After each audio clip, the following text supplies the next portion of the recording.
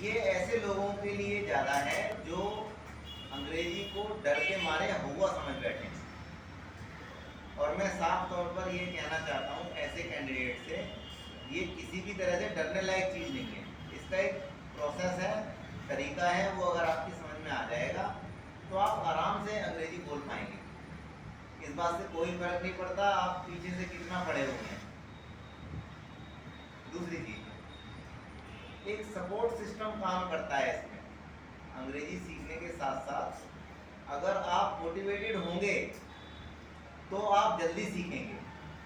बीच में आपसे बात करके, आपके विचारों को जानकर अपने आप ही ऐसी प्रेरित करने वाली कहानियाँ या कोई किस्सा इंट्रोड्यूस हो जाता है जिसकी वजह से आप बेहतर महसूस करते हैं, जिसको सुनकर आप बेहतर महसूस करते हैं।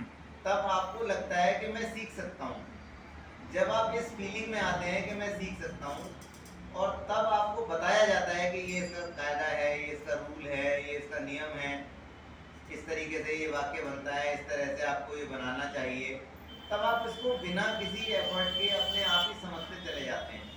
आपको केवल सुनना होता है। असल ज़िंदगी में भी हम बहुत सारी बातों को सुनकर ही समझ लेते हैं।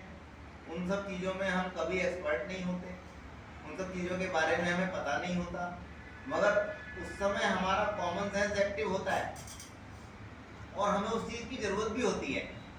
तो सुनते समय ही हमारे दिमाग की क्रियाशीलता अपने आप काम करती है और हम बिना किसी बाधा के उन चीज़ों को भी समझ जाते हैं, जो चीज़ें ना तो हमने कभी पढ़ी हैं, ना हमने देखी हैं, ना हमने सुनी हैं, और ना ही जिनके बारे में हमें कभी ऐसा बोध हुआ है कि ये चीज़ें हैं वास्तव में।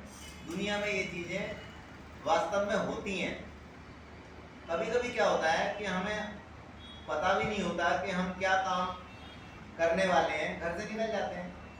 बहुत चीज़ों को हम अपने कॉमन सेंस की वजह से ही समझ लेते हैं। जैसे हमें नहीं पता कि वीरमानी साहब की बिटिया की शादी होनी है और अचानक वीरमानी साहब मिल जाएं, तो वीरमानी साहब का अंदाज़ा भी नहीं होता हमको कि वीरमानी साहब की बेटी भी है, लेकिन वो अपने आप कह बैठते हैं, अरे भाई आपको मेरी बेटी की शादी में आना है, रिश्ता तय हो गया है।